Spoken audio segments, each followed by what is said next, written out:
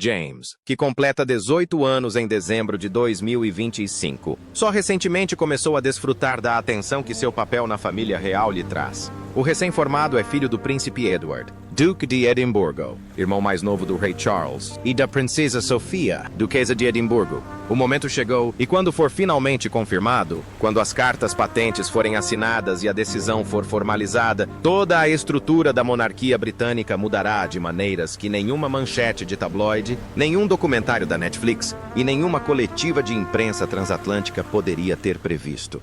Nenhuma conferência de imprensa do outro lado do Atlântico poderia ter previsto isso. Um jovem que passou 18 anos aprendendo silenciosamente a arte do poder, sem jamais reivindicá-lo, tomou a decisão mais importante de sua geração.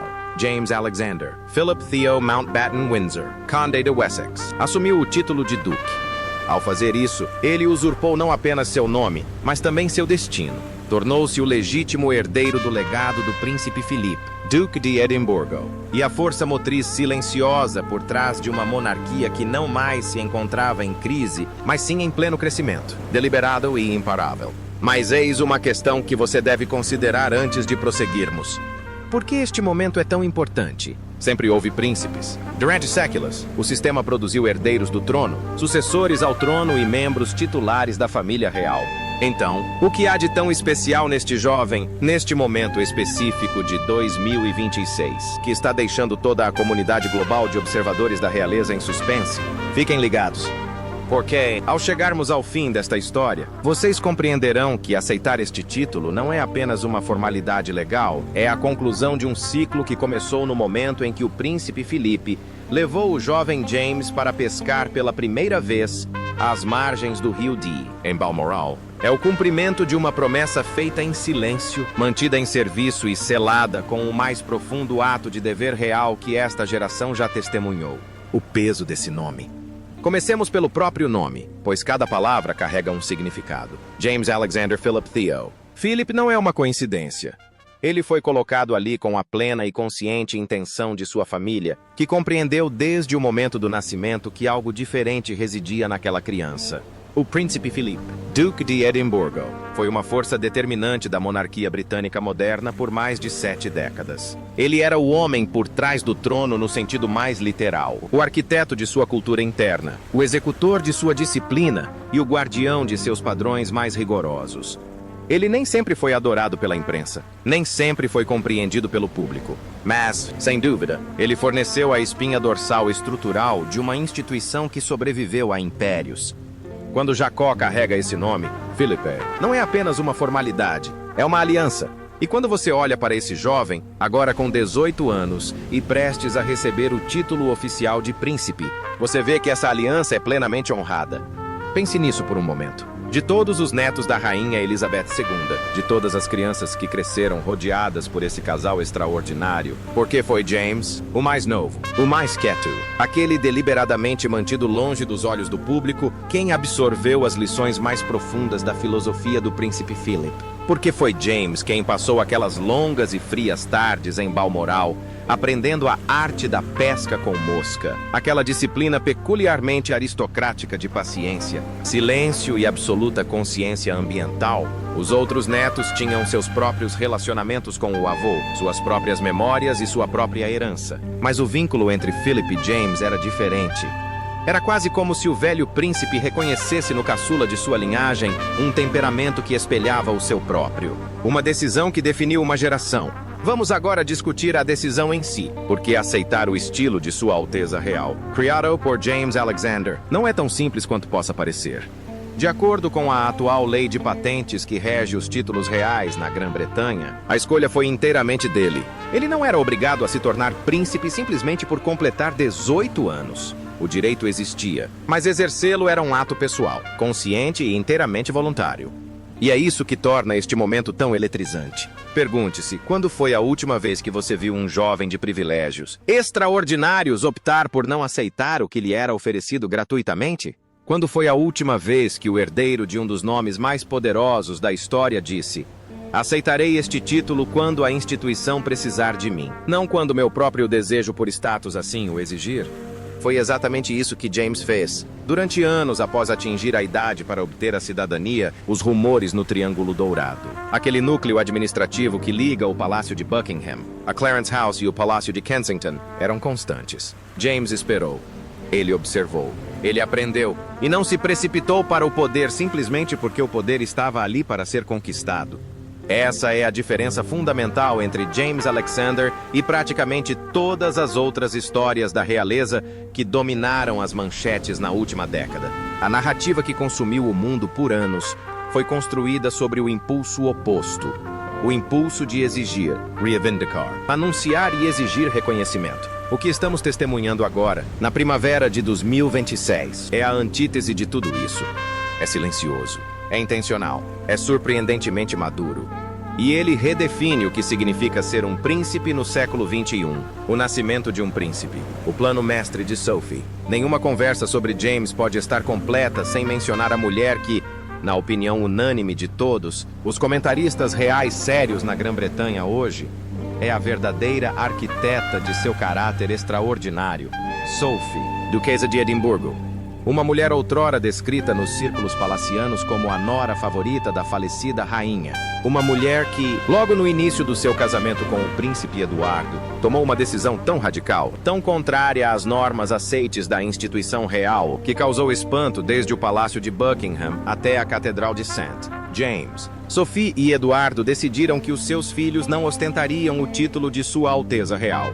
Eles não terão títulos principescos quando crianças. Serão criados como filhos de um conde, simples, comuns no melhor sentido da palavra, capazes de se virar no mundo real, sem o respeito automático que um título real impõe. Por que isso é tão importante? Porque significa que, durante os primeiros 18 anos de sua vida, James Alexander teve que conquistar seu lugar em cada ambiente em que entrou. Ele não podia contar com a magia de um título para abrir portas e impor respeito. Precisava usar sua inteligência, boas maneiras, caráter e um envolvimento genuíno com o mundo ao seu redor. Andava de ônibus. Ele esperava em filas. Aprendeu a conversar com pessoas de todas as classes sociais, sem a barreira invisível do privilégio real que o separava da experiência humana comum. Consegue imaginar o impacto disso na psique humana? Consegue discernir a diferença entre uma criança que cresce ouvindo "Você é um príncipe, o mundo virá até você", e uma criança que ouve "Você é um cidadão de uma herança extraordinária e terá que provar que é digno dessa herança todos os dias"? Este é o alicerce sobre o qual James Alexander foi construído. E esta é uma base de granito. A genialidade de Sophie. E não há dúvida disso. Era genialidade. Residia em compreender que a monarquia do futuro não sobreviveria na mitologia do passado. Precisaria de pessoas reais. Pessoas que entendiam o mundo. Pessoas que realmente o viviam, não apenas o contemplavam de uma varanda. Ao criar James dessa maneira, Sophie lhe proporcionou exatamente isso. Ela criou um membro da realeza autêntico, testado pela realidade. E agora, enquanto ele começa a abraçar plenamente o peso de seu título e legado, essa autenticidade é seu maior trunfo. Eis Philip. As lições de pesca que construíram um império. Voltemos a Balmoral, a história de James e do príncipe Philip, avô e neto cujos temperamentos transcendiam várias gerações. É crucial para entendermos por que essa aceitação do título é mais do que apenas um anúncio formal. A pesca com mosca, para quem não a conhece, soa como um passatempo tranquilo e bucólico. Algo que um homem rico faz numa tarde agradável. Aliás, é uma das disciplinas mais exigentes e filosoficamente ricas da tradição aristocrática britânica. Para ser um pescador de mosca bem-sucedido, é preciso ficar em pé na água gelada durante horas. Você precisa calcular com precisão a velocidade da correnteza sob seus pés, a direção do vento, o ângulo da luz na superfície, os movimentos sutis do ecossistema ao seu redor. Você precisa estar perfeitamente, absolutamente em silêncio. Não apenas no corpo, mas também na mente. Qualquer movimento inquieto, qualquer impaciência, qualquer ruído, e os peixes desaparecem. O rio não lhe dirá nada se você não estiver calmo o suficiente para ouvi-lo. O príncipe Felipe entendia isso. Ele encarava a pesca com mosca não apenas como um esporte, mas como um laboratório para o desenvolvimento do caráter. E foi naquelas longas e tranquilas tardes às margens do rio Dee, com a água fresca e o ar da montanha perfumado com urze e pinheiros, que o velho príncipe descobriu em seu neto mais novo o aprendiz que esperava, talvez por toda a vida. James absorvia tudo. Paciência. Silêncio. Observação analítica do ambiente. Compreender que você não está lutando contra a corrente. Você está a lendo, respeitando-a e agindo de acordo com sua lógica, não contra ela. Isso não é uma metáfora. É um legado direto. O silêncio que o mundo agora vê enquanto James está presente na cerimônia de Estado. Aquela compostura absoluta e inabalável que deixou até mesmo os correspondentes reais mais experientes sem fôlego durante eventos recentes de grande repercussão é o mesmo silêncio que ele aprendeu no Rio. O jeito como seus olhos percorrem o ambiente, absorvendo tudo sem se comprometer prematuramente com nada, é a mesma concentração analítica que a pesca com mosca exige. Por meio daquelas lições tranquilas em Balmoral, o príncipe Felipe ensinou a Jaime não apenas como pescar, mas também como governar. E há algo profundamente comovente nessa continuidade. Felipe se foi. O mundo o lamentou. A monarquia sentiu a ausência de sua força estrutural de maneiras que ainda analisa. Mas com James Alexander, existe uma linha direta de herança. Não apenas de sangue, mas de caráter, disciplina, sobre filosofia. Quando Jaime assume o título de príncipe, ele encerra de fato uma narrativa que começou em um rio gelado da Escócia e que, desde o princípio, estava destinada a sobreviver ao homem que a iniciou. Uma vigília que mudou tudo. Há uma fotografia da história recente da realeza que captura a essência de James Alexander mais do que qualquer outra. Se você ainda não a viu, precisa entender o que aconteceu no Westminster Hall durante o último repouso da Rainha Elizabeth II. Nesta vasta e antiga câmara, rodeados pelos membros mais importantes da família real e assistidos ao vivo por dezenas de milhões de pessoas em todo o mundo, os netos da falecida rainha velaram o seu caixão. James tinha 14 anos. Pense nisso por um momento. 14 anos. Sob os holofotes do evento real mais acompanhado do século XXI, fazendo a guarda do corpo de sua avó, a mulher que por 70 anos foi a pessoa mais reconhecida do mundo. A tensão emocional daquele momento, a dor, a gravidade, o peso da história naquela sala, era algo que deixava até mesmo estadistas experientes visivelmente abalados. E ali estava um menino de 14 anos. Ele não hesitou. Ele não olhou em volta. Não demonstrou o constrangimento que qualquer adolescente normal demonstraria em tal situação. Permaneceu de cabeça baixa, com uma expressão de absoluta e digna concentração. Ele não manteve a compostura. Não fingiu ser mais velho do que era. Simplesmente fez o que fora treinado para fazer, com base em sua natureza e educação. Ele cumpriu seu dever, representou sua família, permaneceu firme como um soldado, não por si mesmo, mas por algo imensuravelmente maior do que ele. Este momento foi testemunhado por milhões, e para aqueles que prestaram atenção, comentaristas reais sérios, pessoas próximas ao palácio, constitucionalistas, foi um momento que mudou para sempre a discussão sobre Jacob Alexander. Não se tratava de uma criança exposta ao público. Este era um jovem com grande integridade moral, assumindo um papel com uma seriedade que não deveria existir aos 14 anos, mas que era inegavelmente, poderosamente presente. A partir daquele momento, a questão deixou de ser se James desempenharia um papel significativo na monarquia. A questão era quão significativo. A turnê pela África do Sul. O Príncipe Sem Título salta para sua recente estreia mundial. Uma turnê pela África do Sul que apresentou formalmente um jovem que passou a vida inteira se preparando para este exato momento, sem nunca ter recebido um título oficial. O comportamento de James durante esta viagem foi examinado com a atenção intensa e analítica, geralmente reservada a chefes de Estado experientes. O que emergiu dessa análise foi o retrato de alguém que, em todos os sentidos relevantes, já atua no nível que agora condiz com esse título. Observadores notaram repetidamente um padrão que desafiava todas as expectativas em relação ao comportamento de um jovem membro da realeza. Em vez de assumir o protagonismo nas conversas, como seria totalmente apropriado para alguém em sua posição, James muitas vezes literalmente dava um passo para trás. Ele se colocava na periferia das interações. Ele ouvia. Seu olhar percorria a sala com uma concentração silenciosa e inteligente, lendo a linguagem corporal, avaliando o clima emocional, absorvendo a dinâmica de cada conversa antes de proferir uma única palavra. Nos círculos diplomáticos, essa técnica é chamada de escuta ativa. É considerada uma das habilidades mais avançadas no repertório de contatos internacionais de alto nível.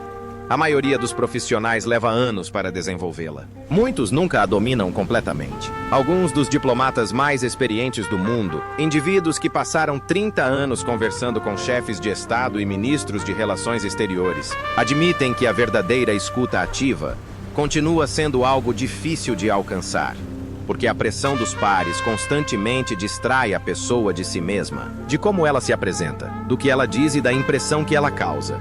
James usava essa habilidade de forma natural e instintiva, como uma extensão de seu temperamento, não como uma técnica aprendida. Quando falava, não usava linguagem clichê nem polidez cerimonial. Empregava observações específicas e sutis, que demonstravam genuína compreensão e preocupação com o que a outra pessoa estava dizendo. O efeito foi notável. Líderes ambientalistas que haviam recebido dezenas de membros da realeza ao longo dos anos saíram dessas interações visivelmente comovidos pela atenção que James lhes dedicou.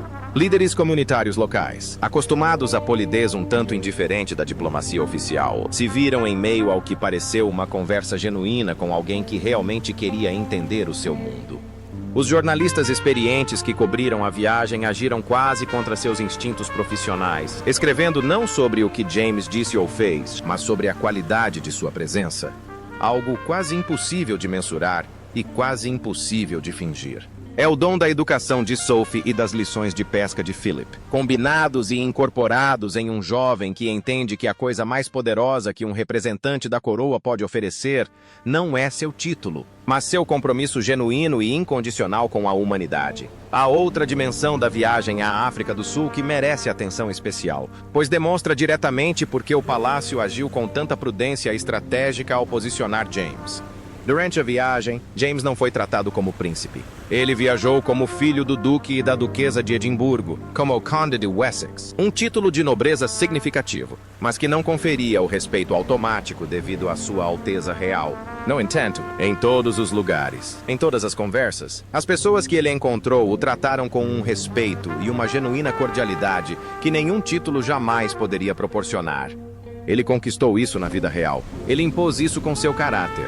Esse era exatamente o resultado que Sophie havia previsto 2 décadas atrás, quando ela e Edward tomaram uma decisão revolucionária sobre a criação dos filhos. E na África do Sul, observando os acontecimentos internacionais, o palácio sabia com absoluta certeza que a aposta havia dado certo além de todas as expectativas, preenchendo o vazio e criando uma nova estrutura para a lealdade à realeza. Vamos abordar o que todos na comunidade de observadores da realeza estão discutindo com crescente cautela. A saída do duque e da duquesa de Sussex criou um problema estrutural para a monarquia britânica, que vai muito além do pessoal e do emocional. Isso levou a uma crise de pessoal em um momento de grande pressão institucional. A família real em exercício, o núcleo de indivíduos que detinham milhares de patronatos, se dedicavam a projetos, viajavam ao exterior e desempenhavam funções cerimoniais que constituíam o funcionamento diário da coroa. Ficou diante de uma lacuna significativa. Ao longo dos anos, várias soluções foram discutidas, vários candidatos foram considerados e várias mudanças estruturais foram implementadas. Mas nenhuma delas resolveu completamente o problema fundamental, que não se resumia apenas a números, mas também a caráter. A monarquia precisava de um jovem membro da realeza que combinasse genuíno apelo social com lealdade absoluta à instituição. Alguém em quem se pudesse confiar não apenas para assuntos de mecenato e viagens ao exterior, mas também para a integridade estratégica da própria coroa a longo prazo. O palácio encontrou exatamente essa pessoa. E a extraordinária, quase poética ironia, é que o encontraram sem olhar para fora, sem buscar novas conexões ou alianças, mas olhando diretamente para o jovem que, silenciosa e diligentemente, se preparou para esse mesmo papel durante toda a sua vida. James não substitui ninguém. Ele não é um substituto nem um prêmio de consolação.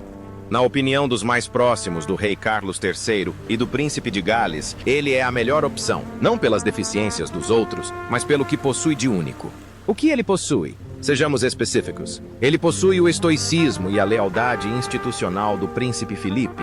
Ele possui uma empatia realista e fundamentada, fruto de 18 anos de experiência profissional. Sua mente analítica, voltada para as áreas de STEM, ciência, tecnologia, engenharia e matemática, permite que ele se envolva com as questões mais prementes da atualidade.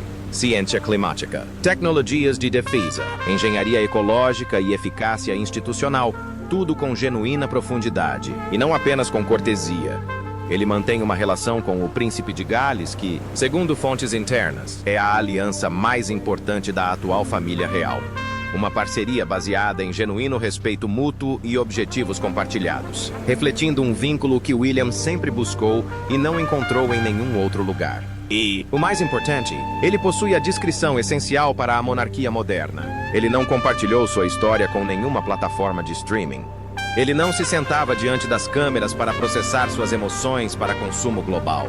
Viveu discretamente, servindo fielmente à sua família, e permitiu que seu caráter se expressasse por meio de ações, não de palavras. Numa era de transparência radical que tantas vezes minou a autoridade real, Jaime manteve uma aura de mistério. Ele guardou o segredo. E, paradoxalmente, ao fazê-lo, tornou-se a figura mais fascinante da família real, o príncipe da ciência, tecnologia, engenharia e matemática, STEM. Por que Jaime é o maior trunfo da monarquia na história moderna? Eis algo que a grande mídia ignora constantemente, e que é, sem dúvida, o aspecto mais importante dele para o futuro da monarquia a longo prazo. Jaime não é apenas um jovem membro da realeza consciencioso, com boas maneiras e talento para cerimônias. Este é um jovem verdadeiramente ambicioso intelectualmente, profundamente e seriamente envolvido no mundo da ciência, tecnologia, engenharia e matemática. Isso é de suma importância. Consideremos os desafios que a monarquia britânica enfrenta no século XXI. Precisa provar seu valor para um público cada vez mais cético em relação aos privilégios hereditários. Precisa abordar de forma credível as questões-chave da época, como as mudanças climáticas, as revoluções tecnológicas, as transformações geopolíticas e a crise ecológica. Precisa funcionar, como o rei Carlos III sempre insistiu, como uma máquina institucional altamente eficiente e não apenas como uma relíquia cerimonial. Para alcançar esse objetivo, uma família real atuante precisa de membros que não apenas emprestem seus nomes a causas nobres, mas que realmente compreendam o que essas causas implicam em um nível técnico e estratégico. James é exatamente esse tipo de membro. Seu interesse na proteção ambiental, por exemplo, não se resume à sutil e fotogênica interação com animais adoráveis que caracteriza as celebridades ambientais. Trata-se de uma abordagem rigorosa, baseada na engenharia, para ecossistemas como sistemas complexos que devem ser compreendidos, modelados e gerenciados com precisão orientada por dados. Seu interesse pelas Forças Armadas vai além de sua paixão por uniformes cerimoniais e história regimental. É uma abordagem estratégica e analítica para redes de defesa, sistemas logísticos e equipamentos técnicos que protegem a segurança nacional. Quando James participa de uma reunião informativa, ele não precisa que tudo seja traduzido para termos leigos. Ele traz sua própria estrutura analítica para a discussão. O rei Carlos III percebeu isso com o que os especialistas descrevem como uma sensação de alívio silenciosa, porém profunda. O rei, que passou décadas defendendo causas muitas vezes consideradas excêntricas, antes que o mundo finalmente compreendesse suas visões sobre agricultura orgânica, patrimônio arquitetônico e sustentabilidade. Agora tem em seu sobrinho um jovem que compartilha sua seriedade intelectual e a transmite a uma nova geração, fluente na linguagem da era digital. James é a ponte entre a sabedoria do rei e o futuro do mundo. A mão de William, uma parceria que definirá o próximo reinado. A relação entre James Alexander e o Príncipe de Gales é fundamental para tudo o que está por vir. Para entender isso, é preciso compreender o que William tem carregado dentro de si nos últimos anos. O futuro rei do Reino Unido é um homem de imenso potencial e genuína dedicação, mas também alguém que navega por um cenário institucional cada vez mais complexo, com um círculo restrito de entes queridos. A família em que cresceu, úmida, complexa e, por vezes, fragmentada, o colocou numa situação em que a questão de em quem ele confia implicitamente, com quem pode conversar sem receios, em quem pode confiar para priorizar a instituição em detrimento de sua própria imagem e narrativa pessoal, nunca foi tão premente. James é a resposta para essa pergunta. A diferença de idade entre eles, quase 2 décadas, pode parecer significativa, mas na estrutura das relações reais, é uma combinação quase perfeita. James é jovem o suficiente para aprender com William, para se submeter inquestionavelmente à sua autoridade e para realmente ver o futuro rei como um mentor e um modelo a seguir. No entanto, ele tem idade e maturidade suficientes para oferecer um apoio estratégico genuíno para ser um verdadeiro parceiro intelectual e não apenas um subordinado subserviente. Tal equilíbrio é extremamente raro, e William o reconheceu com a clareza de um homem que o buscava há muito tempo. Fontes do palácio sugerem que William demonstrou um interesse pessoal e direto no desenvolvimento de James, indo além da formalidade de orientar um membro mais jovem da realeza. Ele vê James como um irmão mais novo em espírito, aquele que perdeu. Não um substituto para o que um dia foi, mas a concretização do que o papel de irmão real leal sempre deveria ter sido.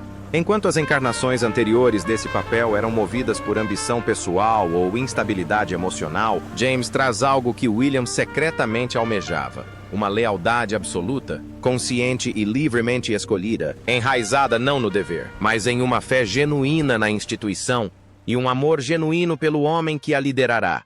Quando William finalmente ascender ao trono, e essa transformação, quando quer que aconteça, será um dos momentos mais escrutinados da história britânica moderna. Ele não a enfrentará sozinho, ele a enfrentará com James ao seu lado, e o mundo verá o que o palácio já sabe, que a aliança mais importante na monarquia britânica não é a aliança entre o rei e os ministros, nem entre o monarca e a imprensa, mas sim a aliança do soberano com o homem que, de livre e espontânea vontade, contra todas as tentações da vida privada, escolheu estar ao seu lado. Consideremos por um momento os paralelos históricos, pois são instrutivos e instigantes. As grandes monarquias da história, aquelas que perduraram, jamais foram construídas sobre uma única figura extraordinária. Foram erguidas sobre sistemas de apoio leal, sobre relações entre os governantes e seu círculo íntimo de maior confiança, o que manteve a instituição à tona diante das inevitáveis tempestades. A Casa de Windsor compreende isso teoricamente há décadas.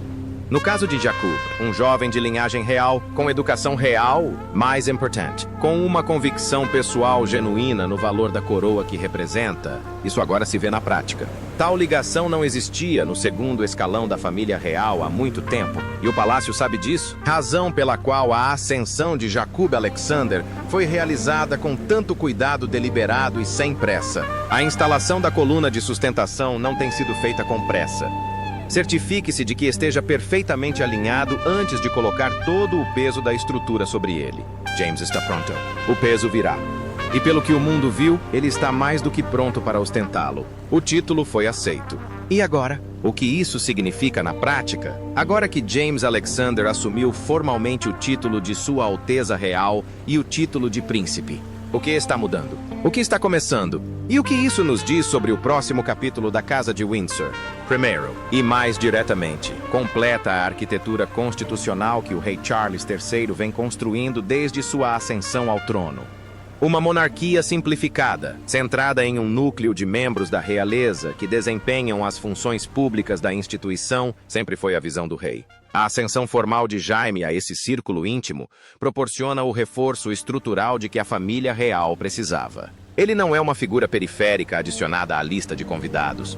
É o pilar de sustentação que se assenta na fundação. Em segundo lugar, desencadeia uma série de deveres oficiais, patronatos, afiliações militares e responsabilidades diplomáticas que fluirão para Jaime a partir do atual portfólio real. Sua formação em ciência e engenharia faz dele um defensor natural dos patronatos que são centrais para a importância contemporânea da monarquia. Ciências ambientais, tecnologias de defesa, inovação educacional e desenvolvimento de infraestrutura sustentável. Esses não são papéis meramente decorativos. São parcerias ativas e comprometidas entre a coroa e as instituições que estão construindo o futuro deste país.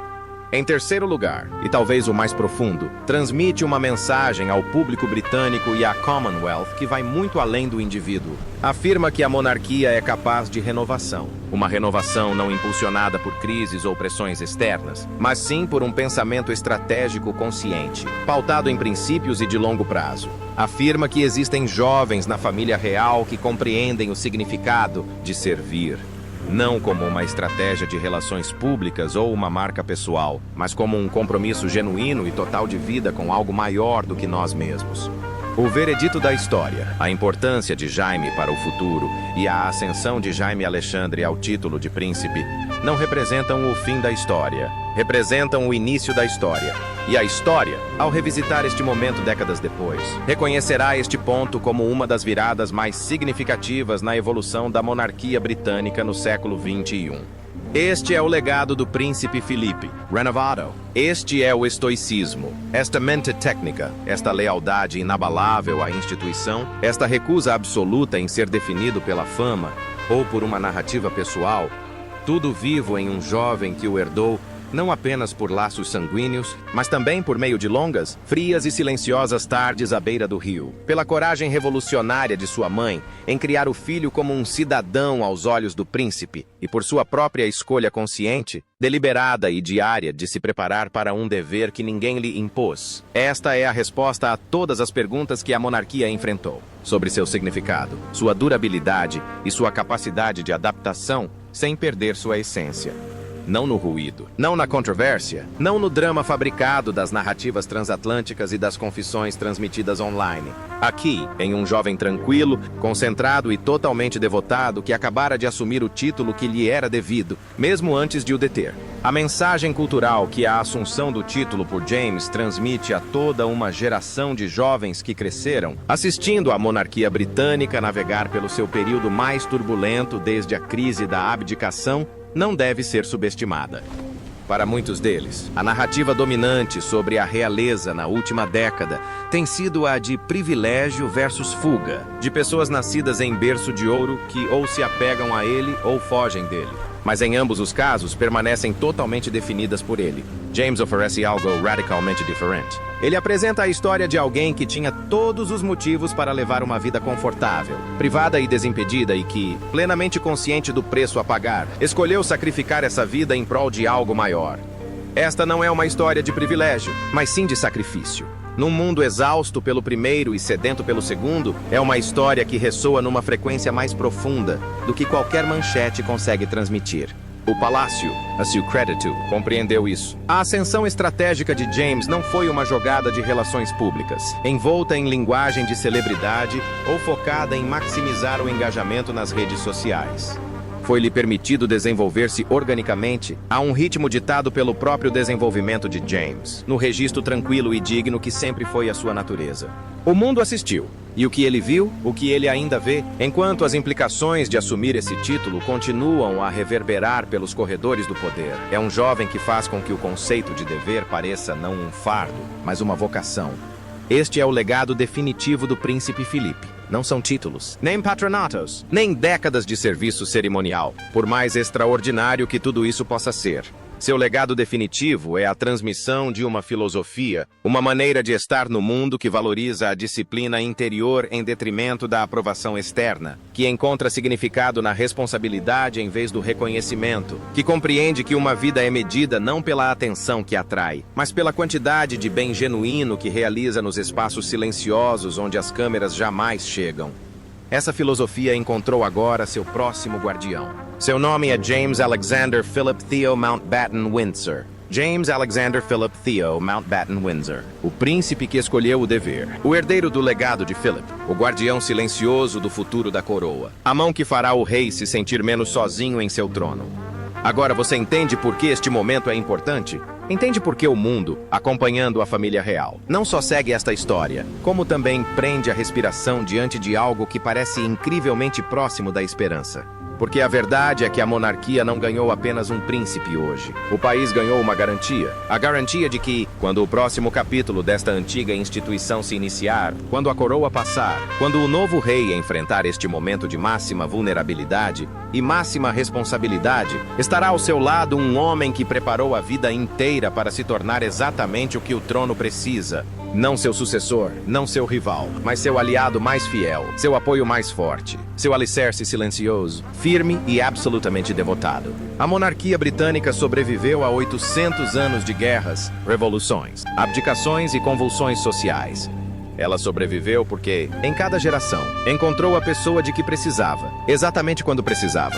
Na primavera de 2026, encontrou James Alexander e a Cassidy Windsor. Calma, serena e totalmente dedicada. Segue em frente. O príncipe remanescente é agora oficialmente um príncipe, e o futuro da coroa nunca esteve tão certo.